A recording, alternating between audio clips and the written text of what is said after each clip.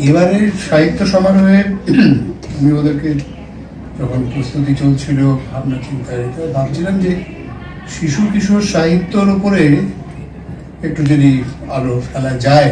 আজকের যেটি আলোচ্য বিষয় যে বাংলা শিশু কিশোর সাহিত্যের ধারা কি ক্ষীয়মান, যদি হ্যাঁ হয় তারও সেখানে শেষ হয় না, না হয় একমাত্র তুমি কি আমাকে ভালোবাসো, এটা এই কথাগুলো দিয়ে খুব বিশ্রী গান আছে, ওইটা কেউ গিয়ে উঠবে না। আজকে আমাদের শিশু কিশোর সাহিত্যের ধারা কি ক্ষীয়মান মর্মে একটা আলোচনা পেতে বসে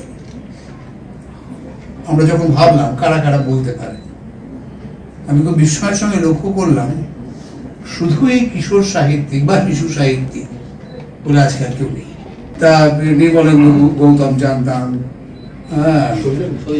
শৈলেন ঘোষ জানতাম, স্বপন গুরু জানতাম, এইরকম এখন ওই মাঝে মাঝে গিয়েছিল ওপাড়ার প্রাঙ্গণের ধারের মতন করে সব সাহিত্যিকই বা কবি শিশু কিশোরদের জন্যও লেখেন, মানে অনেকেই লেখেন, যারা লেখেন তারা ওরকম ভাবেই লেখেন।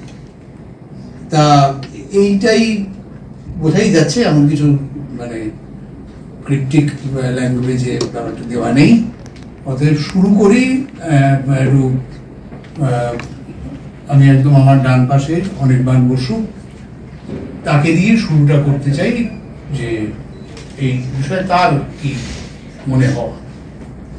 এবার আজকে আমি ভাববার চেষ্টা করি আজকের দিনে যারা শিশু কিশোর সাহিত্য বলে বাজারে যেগুলোকে চালানোর চেষ্টা হয়, সবার ক্ষেত্রে বলছি না, ব্যতিক্রম আছে বলে আমি এখন যেটা বলছি সেটা নিয়ম। সেটা হচ্ছে শিশুদের ভয় পাওয়ানোর থেকে হাসিটা বেশি চলে আসে। কারণ যেমন ভাবে তারা ভয়টা পাওয়াতে যায় সেটা যে কারোর হাসি পাবে। কিছু তন্ত্র থ্রিলার এগুলোকে শিশু কিশোরের মধ্যে ঢোকানোর একটা প্রবল চেষ্টা চলছে। এবার পৃথিবীর ইতিহাসে এখন অব্দি যে ইতিহাস আমরা দেখে এসেছি, কখনো কখনো এরকম সময় আসে যখন এই জাতীয় ষড়যন্ত্রগুলো চলে, এতে খুব ঘাবড়ে গেলে হয় না। আমাদের দেশে আমাদের ভাষাতে এই 60-এর দশকে এরকমটা হয়েছিল, যখন গোটা দেশ খেতে পায় না, চরম বেকারত্ব, ঠিক সেই সময় প্রচুর পুরাণের কাহিনী, প্রচুর থ্রিলার এরকম লেখা হতো, ছিল একদমই ছিল। সেই সময়টা সাহিত্যে বেশি দিন থাকে না, কিন্তু মাঝখানে যে গ্যাপটা হয়ে যায় এটা একটা সমস্যা তৈরি করতে পারে পরবর্তী আবার শুরুর ক্ষেত্রে। যে কোনো সাপ্লাই লাইন মাঝখানে কেটে গেলে পরে শুরুতে একটা খানিক স্থবিরতার জন্ম দেয়। এইটা 1 নম্বর আশঙ্কা আমার। 2 নম্বর, এটা নিয়ে আমার সঙ্গে রিজুদার এর আগেও একবার একটি অনুষ্ঠানে কথা হয়েছিল। আমি আজকের এই 4 আগস্ট 2024 এই তারিখে দাঁড়িয়ে আমি নিজে খুব আশঙ্কিত ব্যক্তিগতভাবে। সেটা হচ্ছে আজকের দিনে যখন আমাদের কৌতূহলের উপাদানগুলো মরে গেছে, আমাদের কৌতূহল নেই, আমাদের বিস্ময়ের বলে কিছু বেঁচে নেই। কেউ কেউ বিস্মিত হন, সেই অপার সারল্য ভালো, আহাহু করবার জন্য ভালো, জীবনে ভালো না। সেখানে দাঁড়িয়ে একজন কিশোরী, বলছি আমি শিশু বলছি না, টিনেজ, এই বয়ঃসন্ধি কিশোর দশা, এর হাতে একটা মোবাইল আছে, আর একটু উপরে উঠলে ট্যাব আছে, সে তো সব জানি গেছে। বিষয়টা দেব, এটা আমার দায় নয়, এটার দায় তাদের, এই লড়াইটা তাদের অনেক কঠিন যারা শিশু কিশোর সাহিত্য লেখেন। আমি এই দুটো আশঙ্কা কথা বললাম। বইমেলায় যেতাম, আমাদের হোস্টেল থেকে 2 দিনের জন্য অ্যালাউ করতো বইমেলায়। কিছু তো কেনার নেই, বই দেখারও নেই, ক্যাটালগ নিয়ে আসা। ক্যাটালগ মেলাতে মেলাতে দেখছি যে একটি বই মিত্র ঘোষ, নাম করেই বলছি, মিত্র ঘোষ প্রকাশনের উত্তরাধিকার, আরো অনেক বই, সমরেশ মজুমদারের একটি উপন্যাস, তার নাম 40 টাকা বা 60 টাকা দাম ছিল তখন, আজ থেকে 23-24 বছর আগে। উপন্যাসটার নাম অনি। এবার আমিও খুব গদগদ হয়ে আমাদের সেই হস্টেল লাগোয়া যে মফস্বলে হস্টেল, সেই মফস্বলে একটি বইয়ের দোকানে অর্ডার দিয়েছি। যত সময় বইটা এসছে আমিও নিয়ে চলে এসেছি হস্টেলে, যে পেয়ারটা হবে, খণ্ডন হবো, শেষ হবে, আমি বই খণ্ডন শুরু করবো। যথারীতি বইটা হাতে নিয়ে পড়তে শুরু করেছি। বিশ্বাস করুন 2 পাতাও পুরো শেষ করিনি, পড়েছি আমি। এই উপন্যাসটা এই নামে পড়িনি, কিন্তু আমি এই উপন্যাসটা অন্য নামে পড়েছি। উপন্যাসটা শুরু হচ্ছে স্বর্গছেড়া গ্রাম দিয়ে। উত্তরাধিকার উপন্যাসে ওটা কিশোর সংস্করণ, মানে এখানে সবাই প্রাপ্তবয়স্ক, বলতে অসুবিধা নেই। কুলিকা মিনের শরীরে কতটা দেখা যায় যে অংশটা, সেটা বাদ।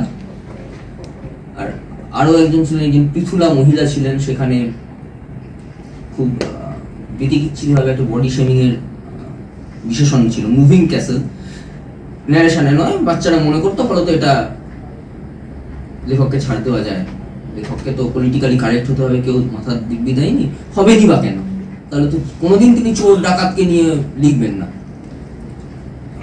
তো সেই মুভিং ক্যাসেলের 3 কন্যা একদিন জ্বর গায়ে অনিমেষকে চুমু খেয়েছিল, সে অংশটা নেই। এবার আমি তখন সবাই 11 উঠেছি, আমি তো ওটাই পড়তে চাই। এই ফাঁকটা বাজার একভাবে এটা করতে শুরু করলে তাতে বই বিক্রি হতে পারে, তার বেশি কিছু হয় না। কিন্তু এই যে মাঝখানের ফাঁকটা, তখন আমি আবার আমার বয়ঃসন্ধি দশাটা পেরিয়ে যাচ্ছি জাস্ট। কিন্তু তখন দেখলাম বাজারের অ্যাডোলেশন পিরিয়ড কাটেনি, তারা বাজারে এই পত্রিকা নিয়ে এলো, যার নাম 19-20, ভাগ্যিস বন্ধ হয়ে গেছে। আমার ব্যক্তিগত মত, বন্ধুদের মধ্যে আড্ডায় বলতাম, আজকে আপনাদের দুর্ভাগ্য আর আমার সৌভাগ্য আমাকে এখানে তুলে দিয়েছে। আমি বলছি,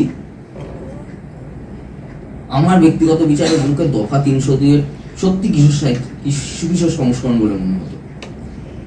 এটা বুঝতে হবে যে টিনেজ লিটারেচার মানে সেটা শুধুমাত্র সমবয়সী অসমবয়সী প্রেম নয়, সেটা শুধুমাত্র শহর নয়। আমাদের সাহিত্যে চাঁদের পাহাড় আছে, যে চাঁদের কথা সবাই ইচ্ছে করেই বলে না, আমাদের সাহিত্যে একটা মরণের ডঙ্কা বাজে আছে। আমাকে যদি খুব বেশি দূর যেতে না হয়, ক্যাসপার সিনেমা রিলিজ করবার আগে আমার ভাষাতে একটা শব্দ তুলে আছে। আরো একটা কথা, আমি যেমন ভাবে বললাম যে শিশু কিশোর সাহিত্য যদি সত্যিই সেটা শিশু কিশোর সাহিত্য হয়, তার থেকে ভালো সাহিত্য হয় না পৃথিবীতে। প্রেমেন্দ্র মিত্র জীবনের শেষ দিকে এসে, মৃত্যুর আগে, তার শ্রেষ্ঠ গল্পের সূচি তৈরি করে গিয়েছিলেন। শ্রেষ্ঠ গল্পের সূচিতে শেষ যে গল্পটি, এখনো দেশ পাবলিশিং এর বই পাওয়া যায়, শেষ গল্পটির নাম রবিনসন ক্রুসো মেয়ে ছিলেন, ঘনাদার গল্প, কোনো ভাগ হয় না। আমাদের আরো একটা সমস্যা আছে, এইটা বলি আমি ছেড়ে দেবো। ছোট থেকে এই যে কথা হচ্ছিল যে বিষবৃক্ষ বললাম, এটা তো আসলে সমাসের শিক্ষা, 6 মাসের নয়, এখন যেটা চলে। শিশু সাহিত্য মানে জানতাম শিশুদের জন্য লিখিত সাহিত্য।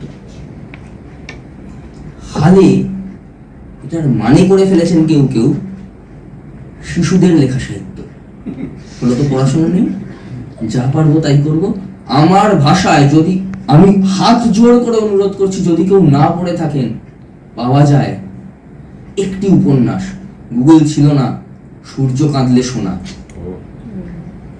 কষ্ট করে পড়ে নেবেন। আর নিজের ক্ষেত্রে একটা কথা বলি, 4 বছর আগে বইমেলাতে বসে আছি, প্রকাশনার কাউন্টারে প্রকাশক বন্ধুদের সঙ্গে গল্প করছি। একটি বাচ্চা ছেলে এসে আমায় বলেছিল, আঙ্কেল তোমার বইটা কালকে মা আমায় কিনে দিয়েছিল, বলেছিল এটা তোর জন্য লেখা। তারপর বাড়ি গিয়ে মা দেখেছে, দেখে বলেছে না তোর এখনো বয়স হয়নি এটা পড়া, আগে আমরা পড়ো, তুই বড় হবি তারপর পড়বি। বইটির নাম ছিল অয় অজগর আসছে তেরে। কভার দেখে জাজ করবেন না।